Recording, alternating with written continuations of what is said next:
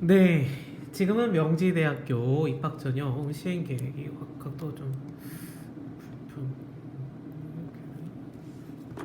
꺾인 게 나네. 살펴보겠습니다.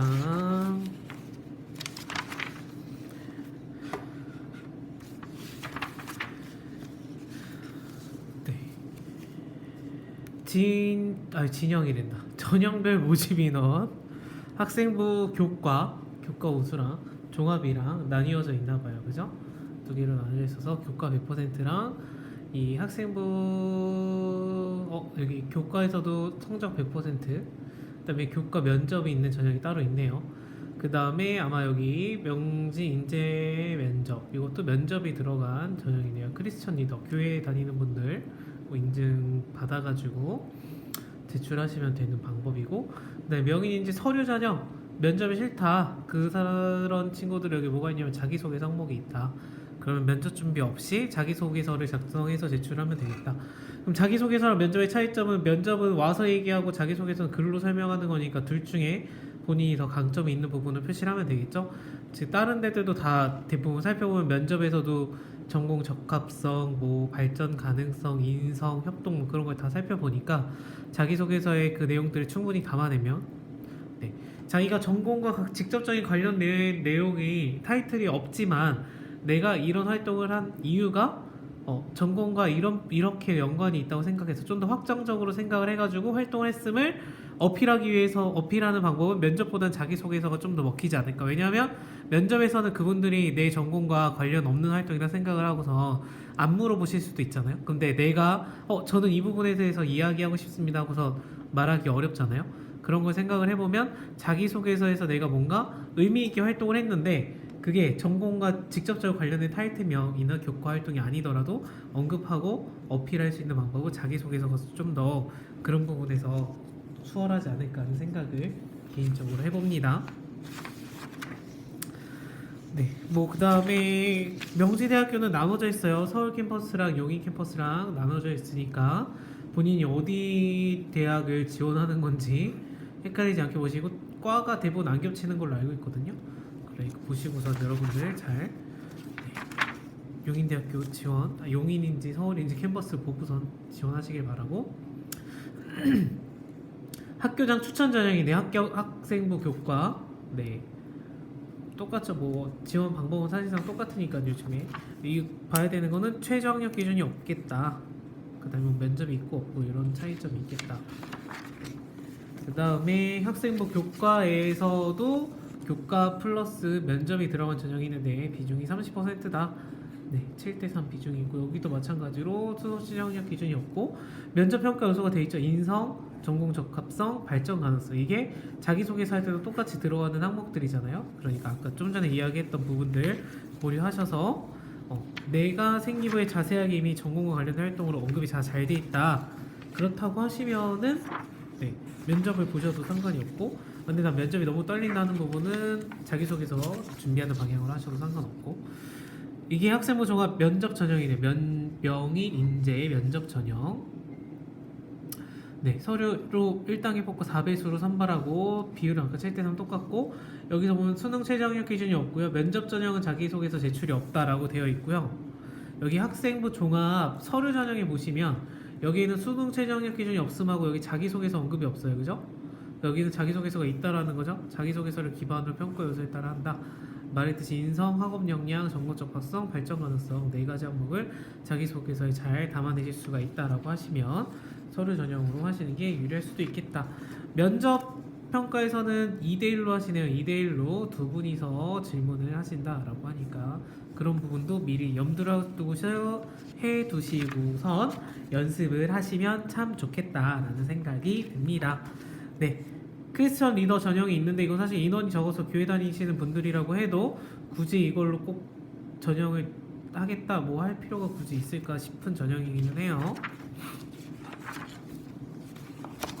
그 다음에 여기는 바둑이라는 그런 특수 학과가 있기도 하고요. 바둑. 네, 그런 것들 보시면 되고, 네, 그렇습니다. 대략, 네, 입학 전형에서는 어차피 저희가 수시만 보니까 요 정도로는 살펴보고요.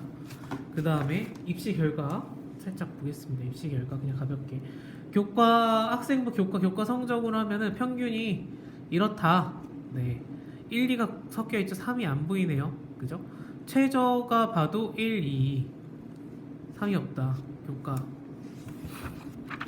표준 편차도 나와 있으니까 성적이 평균으로부터 얼마나 차이가 나는지 정도 가늠해 볼 수 있겠다. 몇 등급대 분들이 쓰는지 우리가 알 수 있겠죠? 그 다음에 학생부 교과인데 면접 전형에서도 마찬가지로 여기도 최저가 3인 친구들이 하나 있다. 하나 둘, 셋, 넷. 몇 개 있긴 하네요.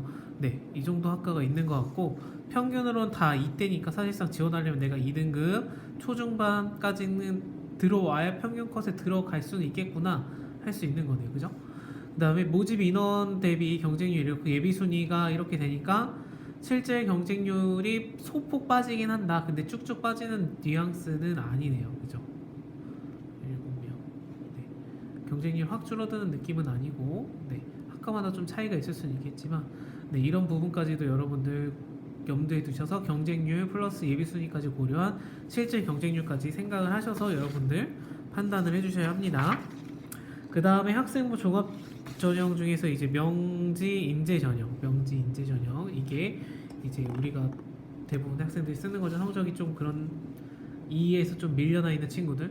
여기 그래도 평균이 3이에요. 최고가 2대가 들어있다. 1대가 없고 2대가 최고 등급으로 되어 있네요. 그죠? 이런 부분이 이제 우리가 써봄직한 이유가 되는 거고 경쟁률은 아까 교과랑 비슷하거나 더 낮은 상태에 있고 충원이 비슷한 걸 봐서는 충원율을 생각하면 경쟁률이 낮은데 충원이 높다. 그러니까 예비 순위가 있다라고 하면은 실제 경쟁률도 훨씬 떨어지게 되는 거겠죠? 그죠?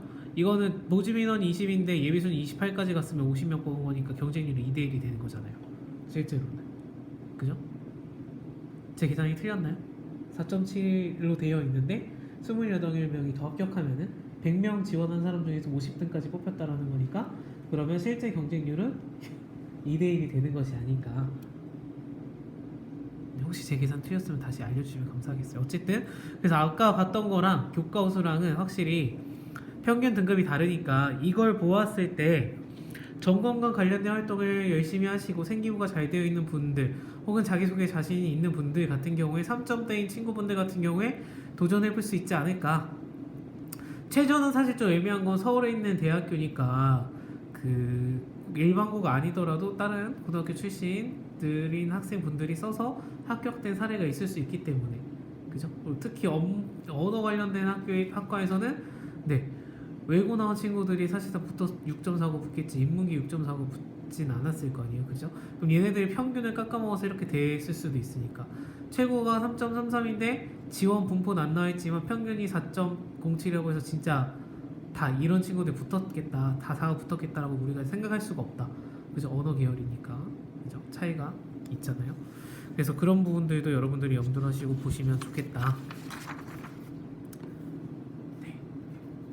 크리스천 리더도 있긴 있는데 아까 얘기했듯이 인원 뽑는 인원이 별로 적은데 굳이 애써 할 필요가 없지 않을까. 경쟁률에서 큰 차이가 없고 예비순위 빠지는 인원도 없다 보니까 의미가 없는 선택지가 되지 않을까라는 생각을 개인적으로 합니다. 그 다음에 이거는 2020학년도 네 비슷하네요. 그죠? 교과 성적은 여전히 다 비슷하고 네, 3이 소폭 몇 개 섞여 있는 정도다. 면접도 동일하니까 패스하고 네 학생부 종합 명지 인재 전형 보면은 아까보다 개인적으로 느낌상은 2가 좀 더 생긴 것 같기는 해요. 그죠? 네 이거는 그 해에 이제 합격한 학생들 평균에 따라 다른 건데 뭐 최저를 봤을 때는 꼭 그런 것 같지 않은 것 같기도 하고 언어 계열들은요 확실히 그죠? 네, 그래서 여러분들이 학과나 그런 거를 생각했을 때 고려해야 될 부분들이 충분히 많이 있으니까 아까 얘기했던 면접이냐 아니면 자기소개서냐 그런 부분에서 여러분들 선택지를 확실하게 하셔서 준비를 하시면 좋을 것 같다라는 생각을 개인적으로 합니다. 그죠? 그래서 정리해보면은 네, 교과로 쓰려면은 2점대에 2.5 안에는 무조건 들어야 되는 것 같아요. 평균이 2점 초중반이니까 그죠? 그 다음에 그냥 일반 학종 면접이나 자소서 쓰는 친구들 같은 경우에는 본인의 성향에 맞게 쓰시면 되고 3.초까지는 되는 것 같아요. 평균이 3.초까지 되니까 뭐 이상한 7등급 합격했다고 해서 자기가 인문계 학생들 7등급인가라고 오해하시고 쓰면 안 된다라는 걸 이제 많은 분들이 말씀을 해주시잖아요. 그래서 저도 인문계 학생들이 아니라 이런 다른 학교 출신의 학생들이 합격하는구나라는 걸 보다 보니까 네, 일반고가 똑같은 생각으로 쓰시면 안 되겠다. 그 다음에 만약에 추가로 확인을 하신 자라면 입학한 학생들이 어느 학교 출신인지 보는 것도 있어요. 자료가. 그거를 보면 명지대학교의 외고나 아니면 사립고 출신 학생들이 얼마나 되는가 그걸 보고서 그 경쟁률 안에는 그러면 그 평균 등급 안에는 낮은 등급인 아이들이 어느 정도 섞여 있을 수 있겠구나 라는 거 우리가 어느 정도 짐작해보고 유추해 볼 수도 있다. 비율적으로 봤을 때. 그래서 여러분들 그런 거 다 고려해가지고 보시면 좋겠고, 그래도 어쨌든 명지대나 인하대나 뭐 와주대나 한양대 리카처럼 일반고 학생들의 비율이 70%였던 걸 기억을 하거든요. 70%대. 네, 그걸 봤을 때는 우리가 일반고 학생들이 쓸 때 경쟁 상대가 네, 외고나 네, 과학고나 사립고 출신 학생들의 경쟁률로 들어올 확률은 낮은 학교 중에 하나다.